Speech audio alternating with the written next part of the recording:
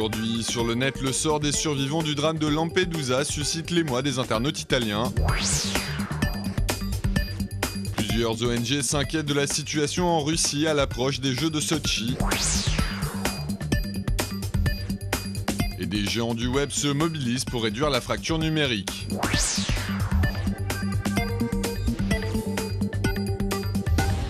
Une semaine après le naufrage d'un bateau qui transportait environ 500 migrants africains au large de Lampedusa, la mère de cette petite île italienne, Giusy Nicolini, continue de compter les morts sur son compte Twitter. Et face à l'émotion provoquée par cette tragédie, le Premier ministre Enrico Letta a annoncé que les victimes recevront la nationalité italienne à titre posthume. En revanche, les survivants, à l'exception des mineurs, pourraient eux être poursuivis en justice pour immigration clandestine. Les rescapés risqueraient en effet l'expulsion vers leur pays d'origine ainsi qu'une amende pouvant aller jusqu'à 5 000 €. Un bon migrant serait-il alors un migrant mort, se demandent de nombreux internautes italiens qui expriment leur indignation sur les réseaux sociaux. Dans leur ligne de mire, la loi Bossi-Fini qui criminalise l'immigration clandestine, mais qui instaure également un délit de complicité qui aurait empêché des bateaux de pêche de porter secours aux migrants en détresse. Cet arsenal législatif très répressif a été voté en 2002 sous l'impulsion d'Umberto Bossi, alors chef du parti xénophobe de la Ligue du Nord, et de Gianfranco Fini, fondateur du parti néo-fasciste Alliance Nationale. Un texte qui est aujourd'hui de plus en plus contesté. Le quotidien La Repubblica a ainsi lancé une pétition en ligne qui réclame son abolition, pour le remplacer par une loi sur l'immigration plus respectueuse des droits de l'homme. Un appel qui revendique pour l'heure près de 25 000 signatures.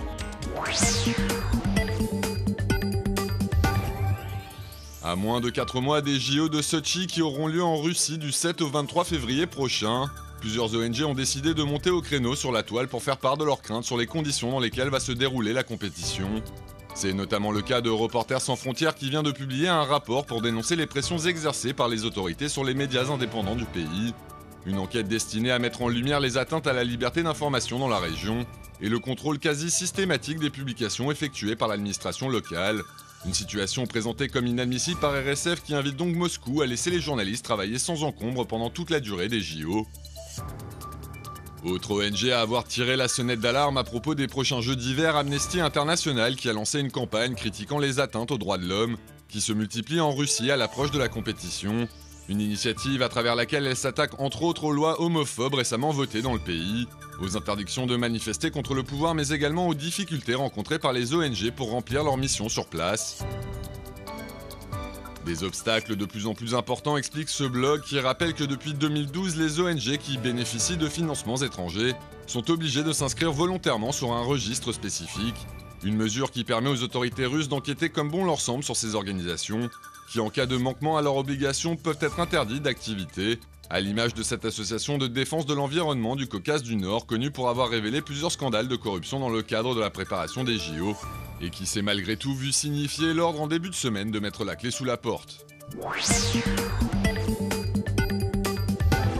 Dans les pays en développement, un accès Internet reste un luxe que beaucoup ne peuvent s'offrir. C'est en partant de ce constat que des géants du web comme Google, Facebook et Microsoft ont décidé de s'associer avec la World Wide Web Foundation au sein de l'Alliance pour un Internet abordable. Objectif, faire baisser le prix des connexions sous la barre des 5% des revenus moyens dans chaque pays, en y stimulant la concurrence et l'innovation dans le secteur des télécommunications. En utilisant l'expression Proudly Brought by ANC pour vanter sur Twitter les accomplissements de l'ANC, le parti au pouvoir en Afrique du Sud depuis 1994, son porte-parole Jackson Mthembu ne s'attendait sans doute pas à une telle réaction des internautes locaux. En effet, loin d'être admiratif du bilan de leur gouvernement, des citoyens ont choisi de détourner le fameux hashtag pour énumérer les nombreux problèmes auxquels le pays doit encore faire face, comme la corruption.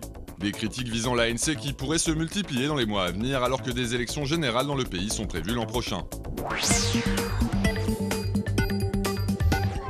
Pour faire la promotion de la sortie sur les écrans américains le 18 octobre du remake du film Carrie qui raconte l'histoire d'une jeune femme dotée de pouvoirs télékinésiques, la production du film a piégé les clients d'un café de New York en leur faisant croire qu'ils assistaient à un phénomène paranormal. Une expérience réalisée en caméra cachée que les victimes ne sont sans doute pas prêtes d'oublier et qui ne manquera pas d'amuser les internautes qui pourront la découvrir dans son intégralité sur les sites de partage.